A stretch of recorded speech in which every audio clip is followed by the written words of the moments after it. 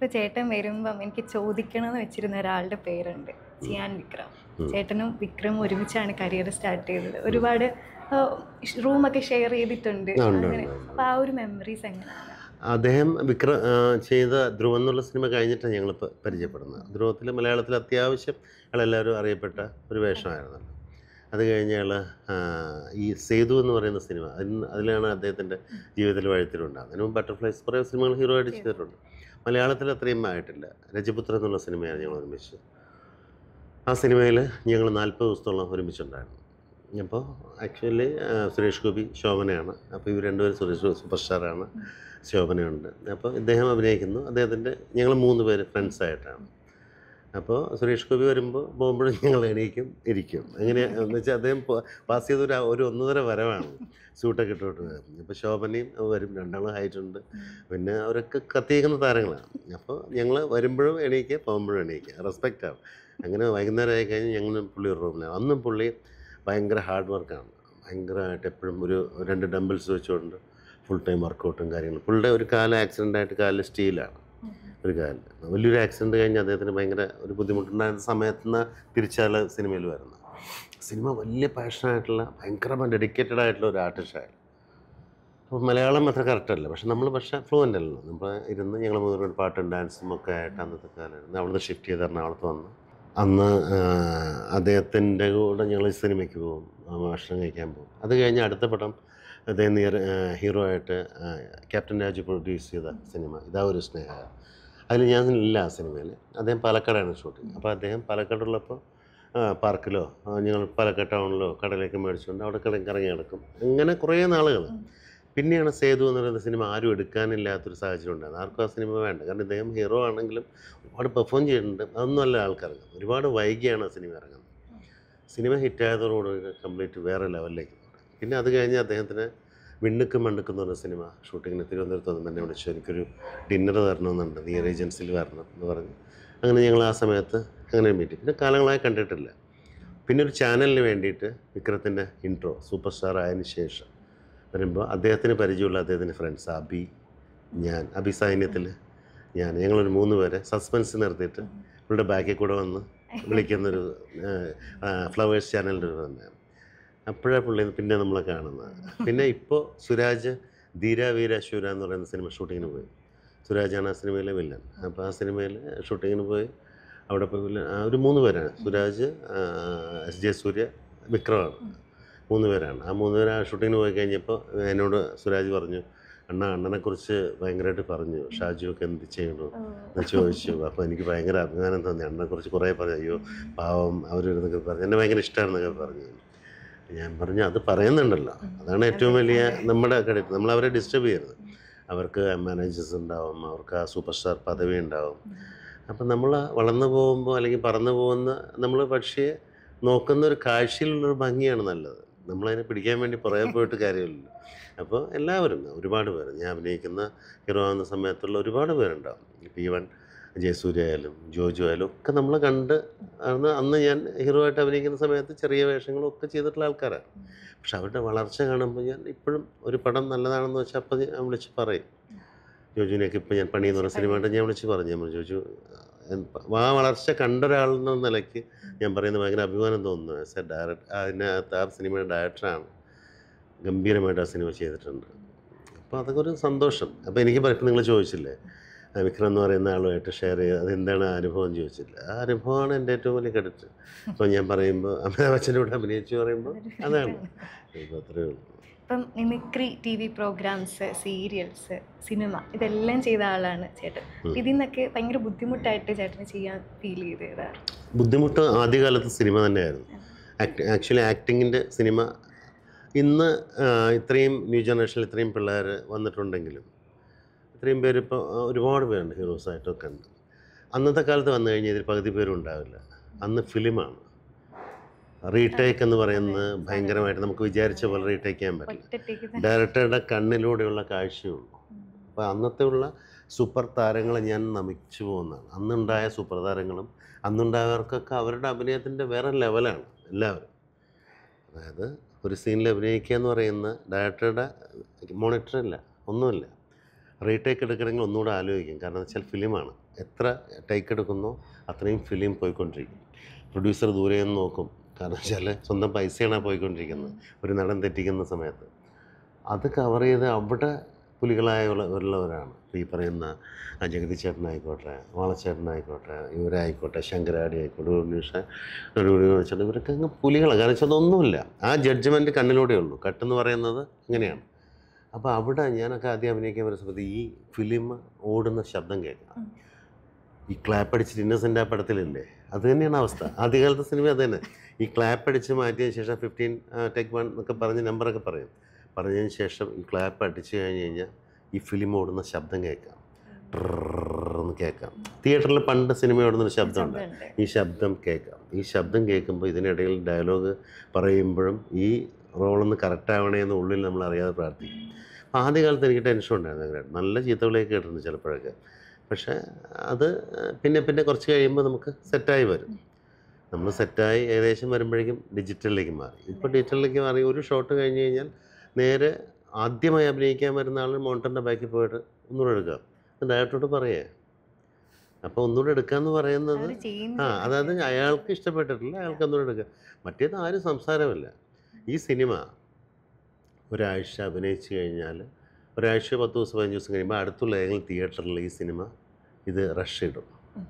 ഇട്ടിട്ട് ഇതുവരെ എടുത്ത് കറക്റ്റാണെന്ന് നോക്കും, വെറുതെ ക്യാമറാമാന് സാറ്റിസ്ഫാക്ഷൻ അവർക്ക് കിട്ടാൻ വേണ്ടി. അതേ ഉള്ളൂ കാഴ്ച, വേറൊന്നുമില്ല. ഡയറക്ടർ പറയുന്നതാണ് ഓക്കെ ടേക്ക്. ഇപ്പോൾ ഓരോരുത്തരും ഇപ്പോൾ ഇങ്ങനെ ഈ സമയത്ത് ബാക്കിൽ ആ വഴിക്ക് പോകണമെന്ന് പറയും, മറ്റേ ശരിയല്ലല്ലോ എന്ന് പറഞ്ഞു കഴിഞ്ഞാൽ ഒന്നുകൂടെ എടുക്കും. അങ്ങനെയല്ല. ഡയറക്ടർക്ക് ജഡ്ജ്മെൻറ്റ് ഡയറക്ടർ തീരുമാനിക്കുന്നുണ്ടാവുമെങ്കിലും എല്ലാവരും കൂടെ ഇരുന്നിട്ട് വേണമെങ്കിൽ വീണ്ടും എടുക്കാം. ഒരുപാട് സംവിധാനങ്ങളുണ്ട്. അയ്യോ അവിടെ ഒരു കാര്യം ചെയ്യാം, പക്ഷേ വാച്ച് കയ്യിലില്ല, ഒരു കാര്യം ഞാൻ CG ചെയ്യാമല്ലോ, വിട്ടേക്ക്.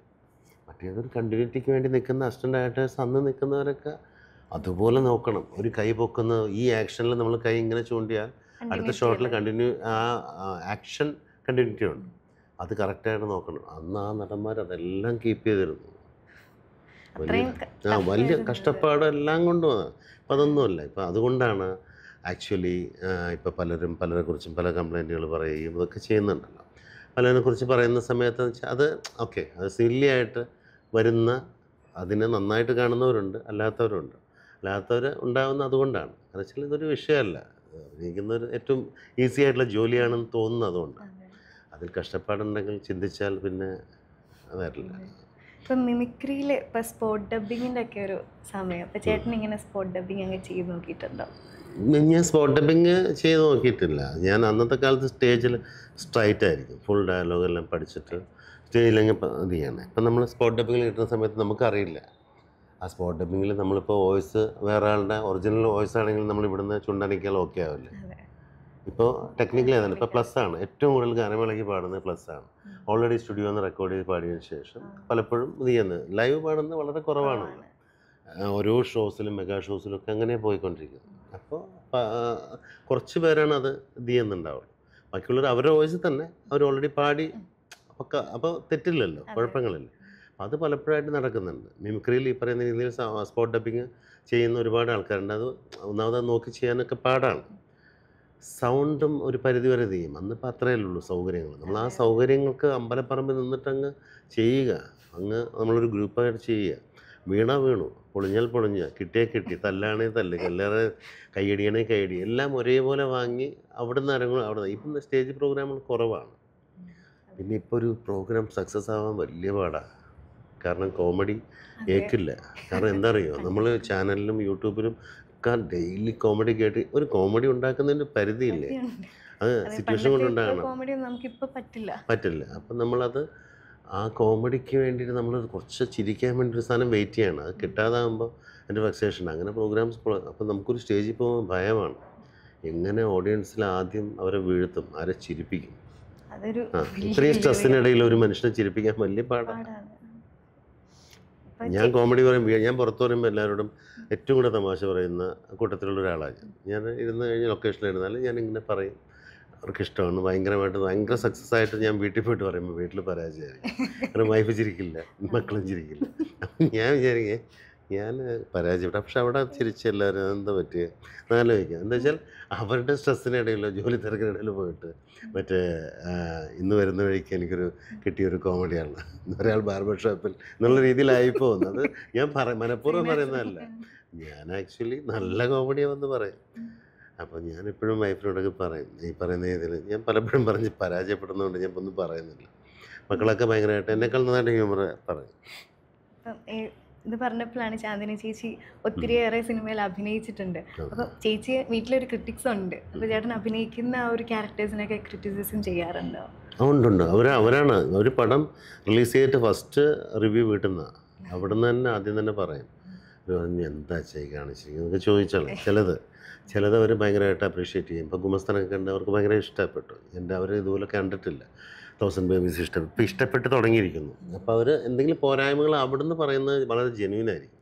അവർക്ക് നമ്മളിൽ നിന്നൊന്നും പ്രതീക്ഷിക്കുന്നില്ല. സൗഹൃദങ്ങളിലൊക്കെ നന്നായിട്ടോ ഗംഭീരമായി എന്ന് പറയുന്നതിൽ അർത്ഥമല്ല.